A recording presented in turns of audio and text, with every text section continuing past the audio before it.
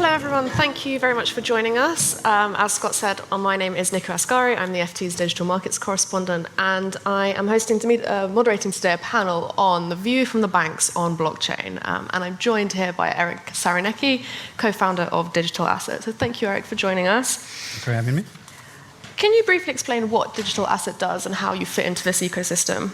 Sure. So I think the easiest way to summarize this is that we provide all the core technical components that make it possible for financial institutions to not only adopt blockchain, but to really make the most of their investment, get all the full benefits of approaching the space and how to use it and how best to apply it beyond just, okay, let's tokenize some positions.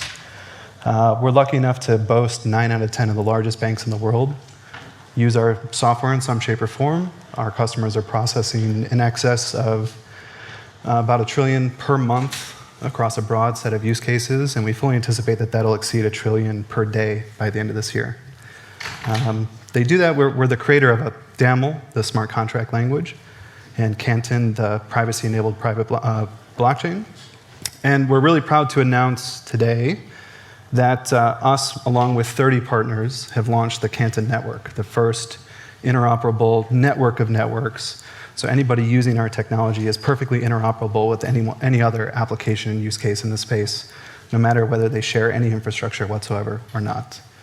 And I think the easiest way to think about, okay, what does that really mean for us? We're purely a technology vendor. We're not a broker-dealer. We're not an ATS. We're not a transfer agent. We license our largely open source software to our via commercial distribution to our enterprise customers. I mean, why, we're talking about banks and blockchain, why hasn't there been so far a greater adoption of blockchain in finance yet? What is everyone waiting for? I mean, I'll push back a little bit first and just say, again, we're seeing really good early signs of life that the adoption is taking place. Again, I cited a few statistics of our customers and our use cases, how prevalent that's becoming. But generally speaking, I think that we need to look at the industry as a whole and say there's a little bit of a failure of the technology vendors in a certain sense. So if you look at anyone who would approach the blockchain space and say, okay, I want to apply a blockchain to my business in some shape or form, they're being pushed into one of two types of a technology. On one side, you have a public blockchain. On the other side, you have a private blockchain. And on the public blockchain side, there's this incredible interoperability experience that really is worth considering. Anyone that's overlooking DeFi, anyone that isn't really digging into what interoperability can mean for their business, I think is really overlooking something very important. But in order to get that benefit, in order to actually be able to participate in that interoperable ecosystem, you have to throw out so much of what it means to run a safe and sound business today. So if you're on a public blockchain, all of your data is fully transparent to the world as a public permanent record. And then there's a couple other subtle things that are a little bit harder to maybe initially understand, but you don't really control your application in a public network. You deploy a smart contract and some pool of anonymous or pseudonymous validators run that smart contract for you. And you're also competing for capacity in the network. So imagine you're operating a big bond issuance platform and you have to reach out to your issuer on the issuance day and say, sorry, we can't go live today. Meme coins have flooded the network and there's no capacity for your very legitimate business. That's obviously a non-starter. So, in a public blockchain, there's this really strong pull to get to this interoperability capability, but you have to throw out so much of what it means to be a compliant organization to adopt it.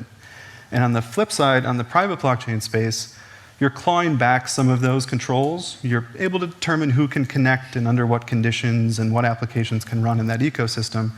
But generally speaking, you haven't solved for privacy. Most of the private blockchains have no privacy components to them. But the killer is that you've thrown out interoperability.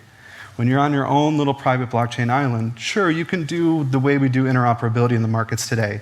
Counterparty risk, Herstat risk, messaging coordination, reconciliation. There's no native DeFi-like atomic transactional interoperability across independent instances of a private blockchain. So the question really becomes, what is the benefit of that? What are you lifting to get to? So when you look at those two avenues, it's hard to look at that path as a compliant organization and say, this makes sense, let's go down this journey. So I mentioned the launch of the Canton network earlier, but really our goal is to present a third option, something that tries to give you the benefits of both. And we solved for this. It's not an accident that we landed here. We were driven by the strict requirements of our customers, started from ground zero, started from scratch, and we solved for two main things. Complete sovereign control of your application. You run it, you permission it, you determine it, fine-grained privacy and data controls, the same sort of data permissioning controls you're accustomed to with the applications you manage today, but with this perfect seamless interoperability with the rest of the network, which is really critical to be able to capture that tail of opportunity. If you don't have that avenue, it's very difficult to make the large investment these institutions have to make to go down these blockchain paths. And what makes you confident that this will be used, that this has a place in the future? I know you've got a whole bunch of big names on board on your Canton network, but what does this bring and what does the future hold? I'm convicted most by the problem. The problems in finance are very real. We have this natural latency in our ecosystem because we use messaging, because we use reconciliation, because we don't have a way to guarantee that everybody's looking at the same information at any given time. And interoperability feels like a very futuristic statement. Oh, one day, maybe in the future, we'll be interoperable. It's actually a decades-long problem for us today. When every time we do a securities settlement, there's some securities application and there's some payment application, and they're always separate from each other.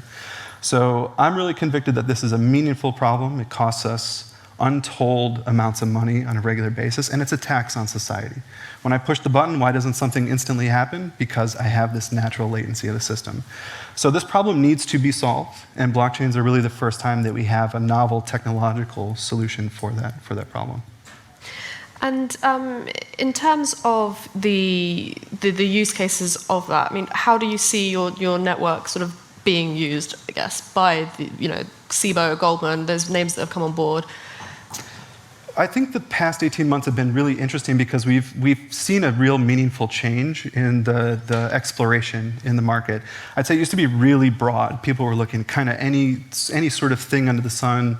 We used to joke, put a blockchain on it and you'll solve your problem. But over the past 18 months, the macro conditions and some of the market collapses that we've seen have forced people to take a step back. And you had a panel earlier. It was one of your panelists was talking about there has to be a commercially viable path forward. And so what we're seeing is that the market seems to have actually grown in the past 12 to 18 months. We're getting more net new logos and interested participants, but the focus is really there. And so, generally it can get collapsed down into roughly three categories. We have those that are bringing assets online into these ecosystems, roughly speaking, tokenization. We have participants that are being pulled into thinking about, okay, well, tokenizing an asset is interesting, but what about all the cash flows? What about everything else associated with it? So cash on ledger is a big focus for a lot of participants. And then value-added services on top of all of that, right? So it's not enough that you would have what I'll call like a primary market of just buy and hold. In wholesale capital markets, the utility of assets are really critical. So being able to provide things like securitization, securitized lending, repo, any sort of collateral management, collateral optimization, but thinking about how to maximize the value of that thing that now exists in this much more efficient form. So things roughly fall into those three categories, and also magically somehow some things around sports wagering, which I don't really know which bucket to put it in. I mean, of those three categories, is there one that you get more demand for, you get more questions about? Or is it pretty... I think that the more obvious entry point is tokenization, so that's definitely the thing that's carrying the most weight right now by, I'd say, volume. But the things that are creating the most immediate early moats are around those value-added services. So when you look at being able to lend those assets, and we actually saw this play out in the crypto markets before the collapse too, that these ability to really turn these things into productive assets, it not only improves the profile of someone that would participate as an investor, but it makes this entire ecosystem more attractive as an issuer too. If you're sitting down, you're looking at traditional path and traditional distribution, you at least know you have traditional access to all of the capital markets that go with it. So I think the earliest moats that we're seeing start to form and some real flywheel of momentum is around some of these value-added services on top of those tokenization platforms.